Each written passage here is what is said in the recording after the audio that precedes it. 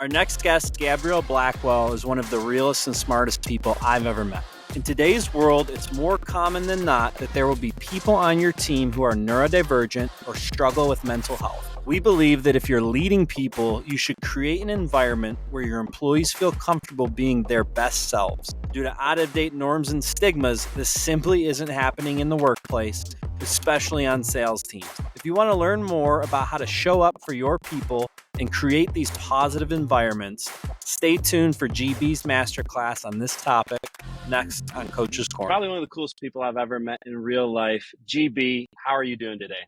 I'm doing great. Even better knowing that I'm the coolest person you've met. Wow. Almost. I was gonna say, I almost gave you a few more points on your cool meter, but then you wanted to ruin it for yourself. But no, I'm glad to be here. Well, for those that don't know you, share a little bit about yourself, your current role, and something you're passionate outside of work. Yeah, so my name is Gabrielle Blackwell. I'm a senior manager of sales development at Lattice. I've been working in sales development since 2015, been managing teams since 2017, worked at companies like Gong, Airtable, before coming over to Lattice, and things that I'm really passionate about outside of work. I don't know. I just like hanging out with my friends, and I love my dogs. So yeah. What kind of dogs? I have 2 long-haired mini dachshunds. I had to Yes. come up into my in my upstairs office because they like to bark at things that move outside. So I didn't want to ruin the podcast with barking. I'm definitely a dog over cat podcast. So Yeah. we're excited to have you on. I'm really excited about the topic today because in my opinion, it's something that isn't talked about enough in our B2B SaaS bubble that we live in. Mental health and neurodivergence, how managers can show up for their people. I think during the pandemic, we really saw a lot of thought leadership and articles and resources around mental health because it was pretty damn difficult, sitting at home alone for months on months, especially in sales. And I feel like once the world opened back up, I don't see anything like that outside of people like yourself. And I think it's really something that's important that we can't forget about. So I'm pumped about today's topic. And with that being said, let's kick it off. GB, can you explain what neurodivergence means and how it might present itself in a typical workplace setting? Yeah, so I will say I'm no expert. I'm on my own learning journey, both as somebody who has managed folks who have shared with me hey, I live in with ADHD or OCD, and so it's got me thinking more and more about okay, well, what do I need to know? And then recently was myself diagnosed with ADHD too and have treatment for it, and things just make a lot more sense now in my life. But the way with simple definition that I have for myself is neurodivergence is a condition or configuration in which the brain just processes information differently than how I guess a non-neurodivergent brain would. So it's just taking in information differently than, I don't want to say the majority, because I don't know the majority of people are not neurodivergent, but that's how I've come to understand it. In the workplace, right, specifically in sales, I think it's really important to understand that, one, everyone learns different, two, everybody communicates differently, but the key word there is three, everybody's different, right? And I think in a world where if you're learning or taking in information differently, sometimes it's hard to ask questions or ask for help, especially in sales, because you don't want to seem like you don't know. So I think this is super important. To maybe frame it up a little bit more, I'm a big story guy. Can you give an example or maybe share a story of a workplace setting or culture that isn't accepting towards neurodivergence and mental health? Yeah, I think there's a lot of ways that how sales organizations are structured right now that is not very inclusive of folks who just think about things differently and who process information differently. And I'll speak from my own personal experiences on this one. Years ago, I was in an AE, and one of the things that I knew about myself as a learner was I cannot just sit down and listen to people and actually retain that information. I have to write it down. So I can remember I was in a group meeting or a team meeting. My boss was about to go through some kind of enablement session with us. So I pulled out my pen and paper and I go to start writing notes. And so my boss, let's say that his name is Adam, and Adam is just like, oh, hey, GB, you don't need to take notes. I'm going to send all the notes out afterwards. And I was like, I appreciate that. And I will gladly receive the notes afterwards, but like, I need to write this down. And this is in front of the entire team. And he's like, no, like, you don't need to write down the notes. They're going to come back to you. I want you to pay attention. And I was like, this is me paying attention. And so, in certain ways, like for other people, they can sit back, they can listen for 30 minutes, and they can remember every single thing that happened. That's not how I work. If I don't write it down, I don't remember it. And so I came out of that session being like, I don't remember anything. We didn't record the session whatsoever. And the entire time that I was sitting there, I was like, I can't really focus. I don't really know what to do in this setting. And it was incredibly demoralizing for me. And it also felt like, all right, my boss doesn't really care about the way that I learn about things. So, that's not necessarily like a cultural thing, but that's something that's simple when we think about, all right, yeah, like how are people going to best receive this information, retain this information, and take action on that information? I think other things that I've seen as well is I've had folks on my team who've been like, hey, GB, I have pretty severe ADHD, and it's really hard for me to stay motivated every single day of the week. Like, you want me to do 60 calls every single day? That does not give me the dopamine hit that I need to have. And so with them, it was more about what they had shared with me was, hey, what I really like, what would work really, really well for me instead is, let me use Monday as a preparation day. Let me get my entire house in order, and I'll set up an entire system for myself so that Tuesday through Friday I can make up for what I would have done on Monday, and it'll be a lot better as well. And so if we're in organizations that are very much like, hey, if you're not doing exactly as we say, then you're insubordinate, when really it's more like, hey, the way that we've structured what it takes to be successful in this position doesn't work for you. We need to create something new, right? They're like, no, you're insubordinate instead because you don't know how to follow our instructions, versus it being, hey, I want to empower you to have the opportunity to be successful any way it takes. And I'm going to take my ego out of this and be open to learning about a different way of being successful. So, I think those are just like a couple of like key examples that hopefully can resonate. 'Cause I'm sure if you haven't been in an environment that's like, you have to follow all our rules to the T and you need to do 60 out of 60 calls or more, otherwise, whatever else, like, if you haven't been in that situation, you're lucky, but I would imagine a Yeah. lot have. Yeah. Yeah, literally, you're bringing back some memories and not good ones. But I Yeah. think like a lot sticks out, but to me, there's this very robotic nature with sales organizations and sales execution.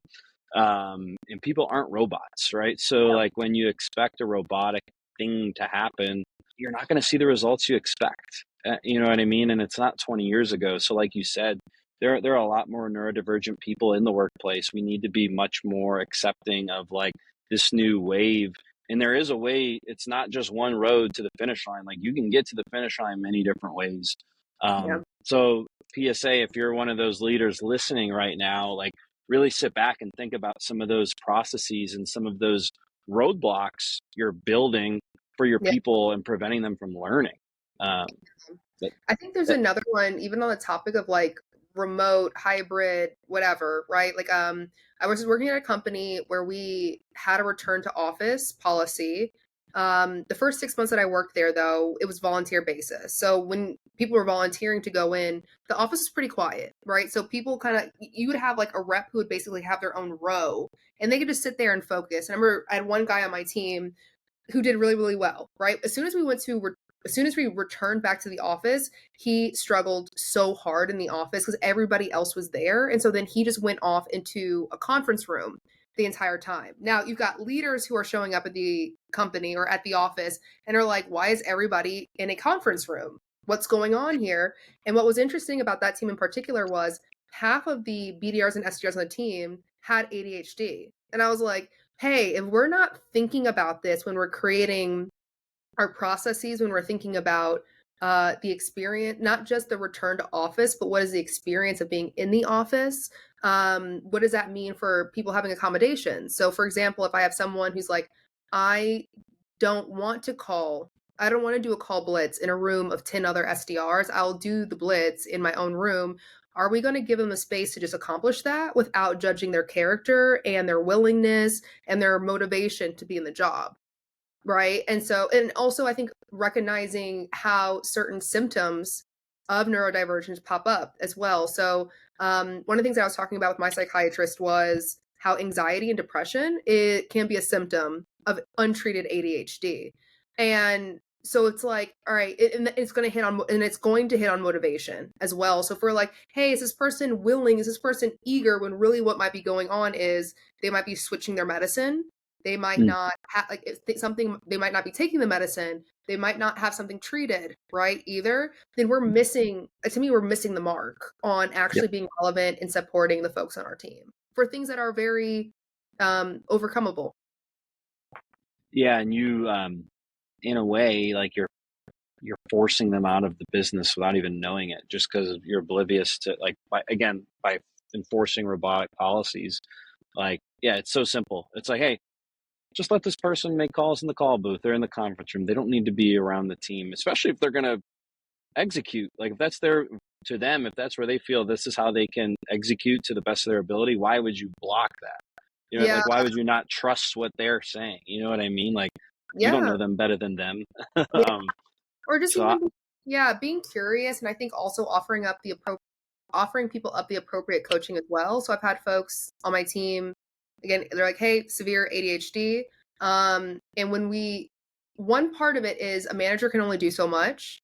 And the other part of it is, okay, me as a manager, if I have someone on my team and I see that the way that we have things structured is not conducive to their success, like I can partner with them on certain things, but I also will say, hey, listen, if you know that you have a condition that's going to impact like what your experience is going to be like at work, and that's just what it is, then it's also on you to make sure that you have the resources, the support, and the ability to advocate for yourself appropriately. So there are times with reps where I'm like, hey, I'm not going to be the best person to support you with this, but a coach will, right? So we will do our one-on-ones together, but also there are certain things that a coach is going to be even better suited to help you out in, so that you can also like manage up to me to make sure that you, like, one, we're better aware of like what's actually needed, but also you're better equipped to advocate for yourself and share why it's important at the same time too. You said something there that really sticks out to me, like the manager, right? They can only do so much. I think, and maybe I'm an optimist, but I feel like most managers want their reps to be happy. They want their reps to do a good job, and they're just not enabled by their company in order to be a good people leader. They're pulled in 100 different directions. They're under resourced. They don't know where to go to accommodate some of these really important people leadership skills. If I'm a manager at one of those companies, GB, like, how can I better educate myself around different types of neurodivergence and supporting my team? Like, where do I go? What do I do? Yeah.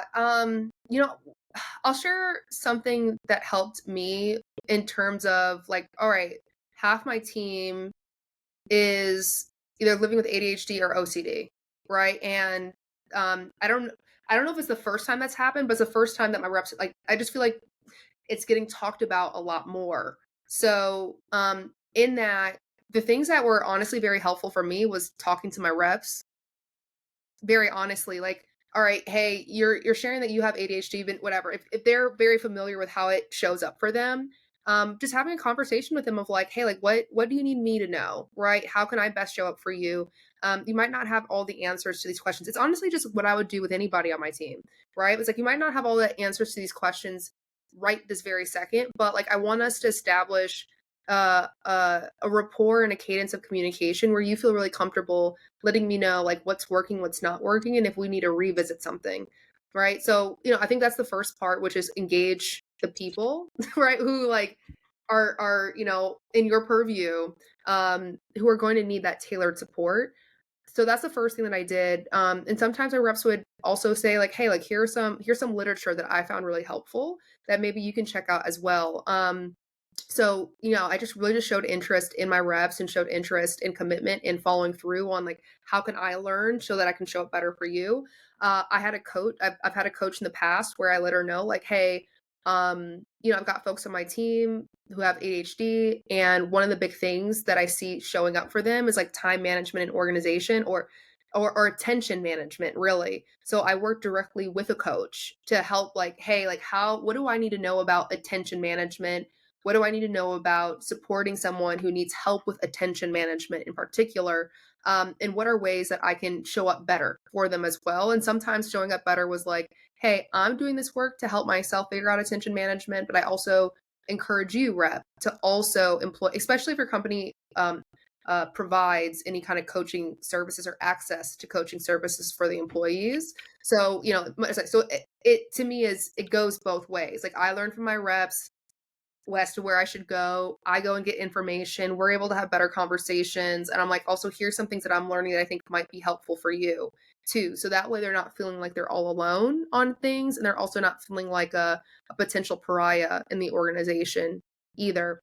And I think another thing to this too is, like, look for the strengths that come with folks who are neurodivergent as well. So typically what I've seen, and this doesn't mean that it's everybody, right? But typically what I've seen is these are folks who are really, really phenomenal, and really, like, they have such a beautiful brain when it comes to systems and process. Like, Yep. so like, it's like they see all the stuff that isn't working before anybody else does, or like there's a glitch here. Right. And so I think it's really important as well for leaders to recognize that when people are pointing things out that are not working, to not take it personally and try and go like, why are you only focusing on the negative? It's like, no, like, this is a thing that is actually impacting people. I'm speaking up about it because I see it. I'm being responsible here. Please be responsible as well. So, I think there's also just such an amount of strength, like, and really interesting, innovative ways of thinking about things, that if managers are able to understand the approaches that come from somebody who thinks about things differently, who processes information differently, and you can find ways of scaling that out to the rest of the team, you will see that it's wildly beneficial for everybody across the board. So, because again, these are folks who are like, they're thinking about new systems, they're finding like the little nooks and crannies that if you know that it's there, you can find an additional 10 opportunities per rep. Right. So they're like, hey, like, I'm looking at these reports, I'm looking at these insights, I've built this dashboard to help me just know exactly what I need to focus in on. Because they're constantly thinking like, how do I just not want to quit my job? Like, what is a system that I need to build that makes my job enjoyable? And when they're able to do that, what they're also doing is figuring out ways to make things easier for everybody on the team. When someone raises a concern, like an excuse and a problem are different things. So like when someone identifies a problem or a different way, it could be better for them, it could be better for you, but like a different way that works, that's not an excuse. And I think if you go back to like 10 years ago, the old sale, just getting hit over the head by that sales manager. Did you make your calls yet? Did you make your calls yet? Like that, people are scared to offer new ideas or identify problems because there's this stigma that it's going to come off as an excuse. And then you don't want to be the rep in the excuse bucket, which isn't great, for your mental health when you can't let it out. You know what I mean? Yeah, like, it's tough. And another thing too is like, if you're a manager and you have a weekly, like say you are under resourced and you want to invest in your team and you only have a certain amount of time, like if your one-on-one is 29 minutes of going over KPIs and dashboards and the last minute sounds like, oh, and how's stuff outside of work? You're doing it wrong. Like it should be flipped. It should be flipped because it's just, if you don't understand the person, how are you going to help them? So I definitely think those were two important things you said there. Let's talk above the manager, right? Let's really call out like the greater organization. Like, what are some ways companies can integrate mental health and neurodivergent awareness into like broader DEI initiatives? Ooh, I don't know. If I'm being really honest, I'm not sure. Like, there are things that I've seen at organizations, such as having ERGs for people who are living with invisible disabilities, for example. I think that's one thing. I do think like offering up additional resources, like fortunately enough, I've been at a few companies now where one of the benefits is you get a certain number of coaching sessions And so just having the ability to have an additional resource, I think there's the opportunity through mentorship. Like, I think it's just like, how do you like offering additional resources than just the manager alone, to me is something that is incredibly, I think it's something that can be incredibly valuable and useful if people take advantage of it. Um, I do wish that I saw more content or in manager training around like not just ADHD and OCD, but I think like like trauma informed leadership, just like I guess like inclusive leadership or whatever, and just being able to recognize, hey, when not yeah, if I only have one way that reps can be successful, then that means that I need to hire for people who can only do that one way. In my Mm. take, like regardless if someone's neurodivergent, regardless if somebody is experiencing mental health challenges or whatever, um, my take is if we can build flexible systems and agile systems that are more relevant to more people, then we're going to have more people being successful and will be relevant to more people who are better as well. When we try and shove everybody down this one pathway, right? Like that's when we choke. So, like I think even outside of just awareness, I think this is kind of how I've built my career in general has been I like looking at I like looking at data. Like what can managers do? Like to me, even with my reps where I'm like, "Hey, I want you all to understand how to have command over your business." So, like if the KPI show me or the numbers show me that on average you should make 60 calls a day, but you can show me that you only need to make 40 calls a day, prove it. Show me the data. I'm like if you can advocate and bring me to the level of understanding that you're at, I'll be your biggest fan, right? I'll also be like, hey, what's helped you go from 60 to 40? How do we scale that? How do we scale that out? Right? So I think there has to be first and foremost like an appreciation for recognizing that just because something shows up on a spreadsheet as this is what you should do doesn't mean that's what should actually happen in the real world. And then also, like, once we do have a benchmark, that's all it is. It's just a benchmark, right? So if someone's performing really well and they're not meeting those benchmarks, who cares? Go figure out what are the benchmarks for Yeah. them. If someone's not performing and not hitting the benchmarks, that's something different, right? So and then yeah, the number of times that I've had like a boss be like, hey, your team needs to increase activity. I go, why? They're like, well, they're not hitting KPIs. I'm like, but are we hitting our number? Are we surpassing our number? Are we doing better than the next team? And they're like, yes. I'm like, so why are you in my business? Other than to Mm. ask me, how are we doing this? Like, you should be asking me how we're doing this, not why aren't we doing something else?